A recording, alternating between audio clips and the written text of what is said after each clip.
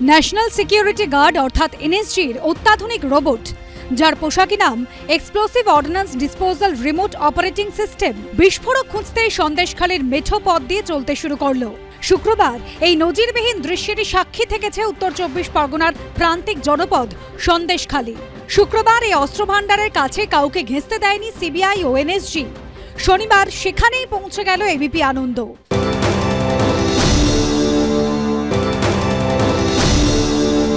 Nasal থানার সরবেরিয়া আগারহাটি গ্রাম পঞ্চায়েতের মল্লিকপাড়া গ্রাম, আর এখানেই বাড়ি আবু তালেব মোল্লার। আর গতকাল তার বাড়িতেই তল্লাশি চালান সিবিআই আধিকারিকরা। আমরা এই মুহূর্তে এই বাড়ির সামনে রয়েছে এবং গোটা গ্রাম এই মুহূর্তে থমথমে, এবং সেই আবু তালেব মোল্লার বাড়ি থেকে প্রচুর আগ্নেয়াস্ত্র এবং কার্তুজ উদ্ধার হয়েছে, তার পাশাপাশি বিস্ফোরক উদ্ধার হয়েছে। এই সেই জায়গা শুক্রবার যেখান থেকে এক এক করে 3টি বিদেশি রিভলভার, একটি দেশি রিভলভার, একটি দেশি পিস্তল সহ 7টি আগ্নেয়াস্ত্র এবং প্রচুর কার্তুজ উদ্ধার হয়। শনিবার দেখা যায় সিমেন্ট দিয়ে মেরামত করে দেওয়া হয়েছে সেই অংশ। এই বাড়ির মালিক পেশায় টোটো চালক আবু তালেব মোল্লা।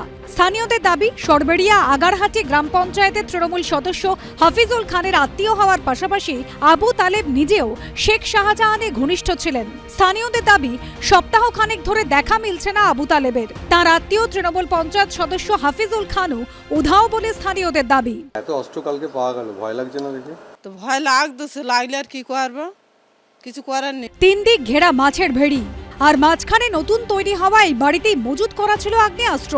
কিন্তু এখানে কিভাবে এলো এত আগ্নেয়াস্ত্র? কেই বা আনলো? কেন আনলো? এইসব প্রশ্নই এখন মাথা চড়া দিচ্ছে।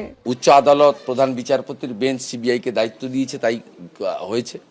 আর মমতা ব্যানার্জি এই অস্ত্রগুলো যাতে উদ্ধার না হয় সেজন্য সিবিআইকে আটকাতে সুপ্রিম কোর্টে কালকে গেছিলেন, আপনারা জানেন। যদি সিবিআই রেড হয়, ইডি রেড হয় বা অন্য কোনো এজেন্সি রেড হয়, জেনারেলি ভোরবেলা থেকে সেই রেড শুরু হয়। গতকালকে যখন এনএসজি গেল, কেন সকাল থেকে রেড শুরু হলো না?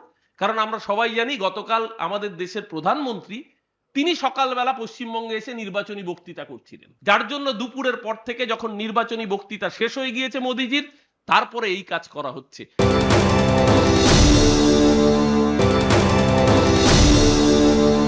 হাইকোর্ট সিবিআইকে তদন্ত করার নির্দেশ দিয়েছে।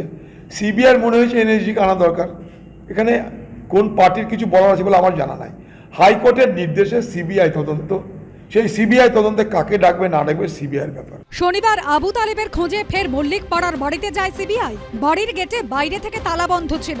শুক্রবারের পর এই বাড়িতে কারা কারা যাতায়াত করেছে, পরিবারের সদস্য যারা গতকাল তল্লাশি সময়ে ছিলেন তারা কোথায়, এসব তথ্য জানতে গ্রামবাসীদের জিজ্ঞাসাবাদ করেন সিবিআই আধিকারিকরা। সমীরণ পাল, পার্থপ্রতিম ঘোষ ও বিজন চক্রবর্তীর রিপোর্ট, এবিপি আনন্দ।